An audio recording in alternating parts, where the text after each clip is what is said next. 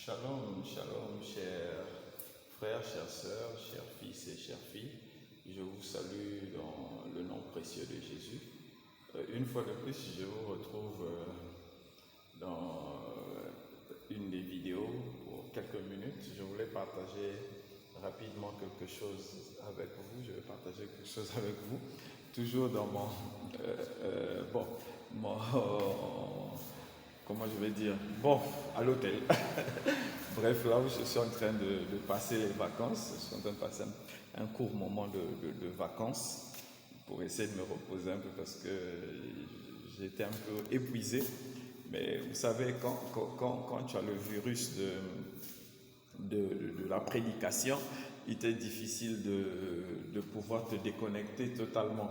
Donc je fais cette vidéo pour passer un petit message à quelqu'un qui doit se tourner vers ce qui est utile et faire les choses telles que Dieu le veut. Amen. Et je vous salue dans le précieux nom de Jésus et que le nom du Seigneur et sa grâce et sa paix nous soient partagés. Amen. Je voulais dire à quelqu'un ce soir, parce que je suis dans la soirée, je suis dans le couloir de l'hôtel où je suis hébergé, je voulais dire à quelqu'un ce soir que quand tu ne fais pas les choses telles que Dieu le veut, telles que Dieu les attend, souvent tu finis par être frustré dans ta marche avec Dieu. Souvenez-vous dans le livre de 2 Samuel, dans le livre de 2 Samuel 11. Voilà, souvenez-vous dans le livre de 2 Samuel 11 où la Bible dit ceci, que l'année qui suivait, les temps où les rois devaient aller dans les campagnes militaires, comme à l'époque c'était les campagnes militaires que les gens faisaient, il y avait un temps de paix et un temps de campagne militaire. Et David n'est pas allé, il avait envoyé Joab. Et Joab est allé commencer la campagne militaire pour lui, et David était resté. Et la Bible dit qu'il marchait sur le toit, et en bas il a vu une belle femme en train de se laver.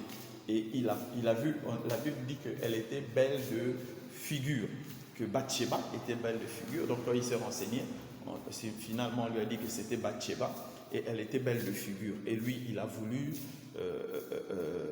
avoir des rapports sexuels avec Bathsheba parce qu'elle était belle, de figure. Et nous savons tous ce qu'il en est suivi. Dieu a puni l'enfant. Dieu a fait que l'enfant que David a eu avec Bathsheba est décédé. David a tué Uri et tout ce que nous savons. Pourquoi ça s'est passé ainsi?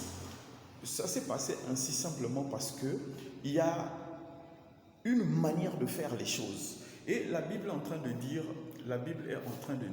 que à l'époque, au temps où les rois devaient aller faire la guerre, donc David ne devait pas être dans son château, il ne devait pas être dans sa maison, mais il devait être sur le terrain pour faire la guerre. Et au lieu d'aller faire la guerre, qu'est-ce que David a fait?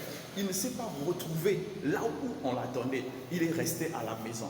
Et le fait de rester à la maison lui a donné quoi? Lui a donné l'ennui. Ou bien peut-être qu'il avait d'autres préoccupations, mais ce n'étaient pas les préoccupations qu'il devait avoir. C'est pourquoi il est allé sur le toit et il a vu en bas. Et ce qu'il a vu en bas a plu à son cœur. Pourquoi cela a plu à son cœur? C'est parce que simplement, il n'était pas à l'endroit où il devait être pour faire ce qu'il devait faire. Je vais dire à quelqu'un ce soir que chaque fois que tu ne seras pas là où tu dois être pour faire ce que tu dois faire, tu feras toujours ce que tu ne dois pas faire. Chaque fois que Dieu t'attend quelque part, il t'a donné le procédé de comment tu dois faire, et que tu ne le fais pas, tu ne feras autre chose, et l'autre chose là ne sera pas pour la gloire de Dieu. Je voulais partager juste un petit passage avec vous ce soir.